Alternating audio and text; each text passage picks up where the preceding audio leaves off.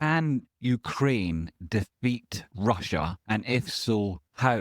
The answer is yes. And the how is by mirroring Taiwan's strategy of targeted specialization in key industries. Because although it's heroes that win wars, they can't do it without an economy that facilitates a victory. To enable this, Ukraine must defeat Russia economically. It needs a strategic plan focused on internal economic transformation, inspired by models like Taiwan. Taiwan's economic success story demonstrates how a focused strategy of targeted specialization in high-value industries can transform a nation's economic landscape, even in the face of geopolitical threats. Ukraine's ability to replicate this success depends on identifying sectors where it holds a comparative advantage, attracting strategic foreign investment, fostering decentralized production, and investing in human capital and technological advancement. Step 1 is implementing targeted specialization. Ukraine should identify and invest in heavily niche sectors where it can achieve global dominance. This would mirror Taiwan's success in semiconductors. Taiwan, as you might know, strategically focused on developing a competitive edge in semiconductors. They now account for over 60% of the global market. Ukraine has the potential to develop similar dominance in the 3D printing of drones. This sector has both military and commercial applications. The combination of Ukraine's skilled labor force, the lower cost of 3D printing compared to traditional manufacturing, and the immediate relevance of drones in modern warfare creates this compelling opportunity for a targeted specialization.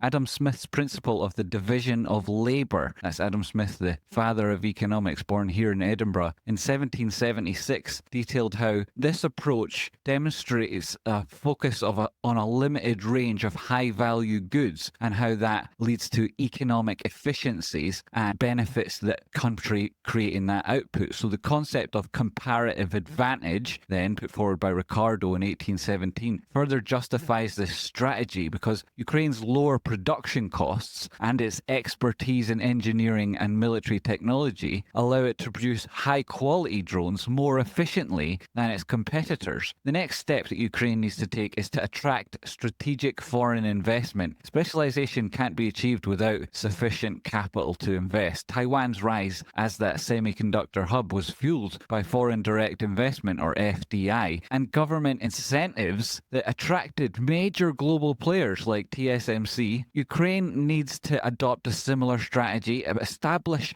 favorable foreign investment policies. It needs proper tax incentives and state-backed guarantees to attract that capital it needs for those specialized industries. So Ukraine's advantage then lies in its purchasing power parity, otherwise known as PPP. It allows foreign investors to achieve a greater output for every unit of investment compared to what they would get in Western markets. And if they can encourage these strategic partnerships with Western technology firms and defense contractors that could secure the capital and the expertise needed to scale up that production, that purchasing power parity would create a better margin. It would allow for cheaper products. That would allow for greater consumption. And it'd be a win-win situation for Ukraine themselves and the consumer society that was benefiting from it. Now, this could be Europe. It doesn't have to just be America. And this investment can be something that pays you back, especially if it's sustainable. So that's the third step, creating a decentralized, or otherwise known as a cottage industry model. So beyond large-scale manufacturing, which is very difficult in the face of these geopolitical tensions, this ability to promote small-scale, home-based production within specialized sectors gives them an opportunity to scale up production. It reflects the small is beautiful philosophy. It was advocated by Schumacher in 1973, emphasizes the power of local production to drive innovation and in particular adaptability. In Ukraine's case, the development of a decentralized network of 3D printing hubs could allow for rapid scaling, flexibility in production, increased employment, especially in war-affected regions, and rapid retooling if it is that they need to change that focus.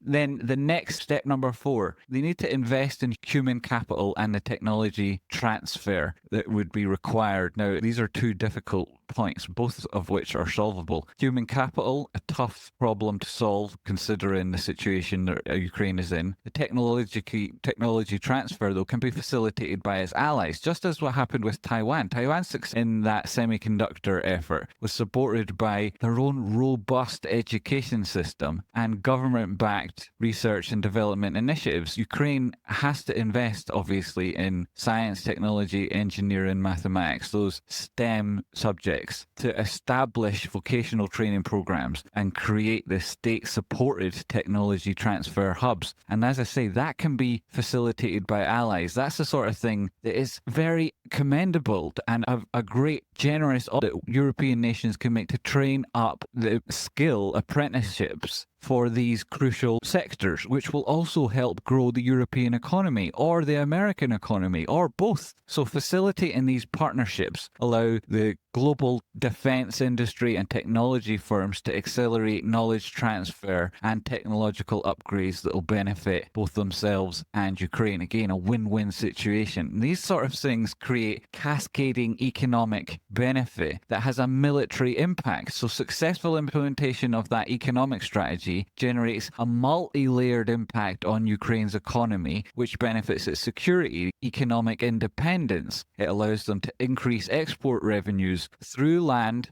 west, through Poland in the European Union, without negatively impacting those economies. It allows it to do it with, say, for example, specialized drone production rather than flooding the grain market. And that enables Ukraine to reduce its reliance on foreign aid. It creates this military advantage because the drone specialization obviously directly enhances their defense capabilities and makes the conflict more costly for the other party. It provides this idea of job creation, which is a boon to the economic situation in Ukraine, very crucial considering they need to fund their efforts to defend the country. So the expansion into high-tech industries doesn't just create employment opportunities now and reduce that wartime economic strain, but also provides a platform and an opportunity for the country to bounce back after the war. It creates international influence. A strong economy obviously elevates Ukraine's standing, so they have more impact on global trade and security discussions and contribute positively to our overall economic security. And then they've got a reduced reliance on sanctions we need to place on Russia, because you don't need to restrict Russia as much to impact and have a greater effect on that supply-demand distortion. It allows the global economy to bounce back better after the war and pay for the reconstruction efforts, whatever the resolution is. So sanctions alone are unlikely to force Russia into a strategic retreat. Therefore, Ukraine's ability to weaken Russia's position through its own advancement of its own economy will allow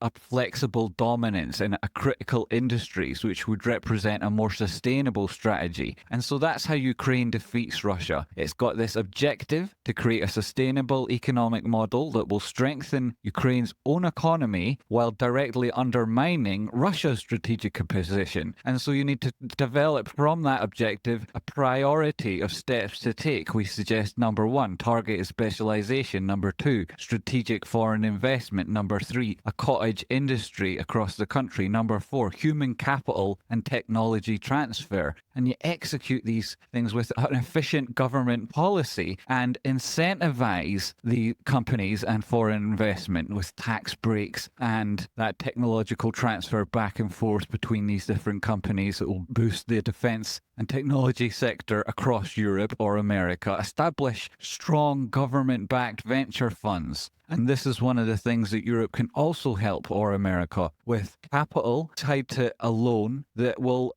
also allow for it to economic expansion to pay back that loan, rather than simply contributing to low economic output endeavors like shells, which also has to be done in tandem, but itself doesn't provide that economic kickback that, say, for example, investing in Ukrainian people would do. So public-private partnerships also help strengthen these relationships and solidify that opportunity. And Western defense contractors are particularly skilled in this type of public-private partnership. partnerships. America has been brilliant at developing that value chain in its own industry. So that's a good opportunity that they can learn there from established norms in America. And infrastructure development, so difficult in a period of war. We can also help with this, create these industrial hubs so that they can get on with that advanced 3D printing, develop the logistics and supply chain that we've already done in the weapons transfer, but instead this way also help network high-tech exports so that there's a coming back as on that journey of delivery. There's also a return on economic capital. And then education and training. You can introduce state-funded education programs in these specialized subjects and in these STEM topics, and develop specialized centers for advanced manufacturing. And that overlap there with the 3D printing hubs, and that'll all tie together into a coherent export strategy which prioritizes the strategic partnerships with those Western countries who are providing the technology transfer, which will boost everybody. Another win-win situation. It promotes that drone technology. It would just be one example that I picked out the top of my head in order to make this point, develop this model, set out these steps, and provide a coherent strategy for Ukraine to defeat Russia and its allies and those people who might be interested or inclined to support a country that's facing a war of aggression. It helps us not only conceptualize Ukraine's victory and define the objectives and steps that can be taken to achieve it, but also it's an opportunity for us all to then further articulate the path to victory, because a lot of people ask me, as my position as a YouTube streamer with a focus on investing, trading, and an economic background and a strong sense of the geopolitical situation, how is it that Ukraine can really win? And in my position as a European, I try to provide, and with a background in economics, I try to provide a coherent answer that allows us all to further the discussion in a meaningful way that will hopefully lead us all to that calmer, peaceful world that everybody seeks. Thanks very much for watching this video. I've been TradeSpot, and if you want to check out any of the other stuff I do, you're welcome to. Hit like if you enjoyed the video. Thanks very much. See you in the next one. Slava Ukrainia.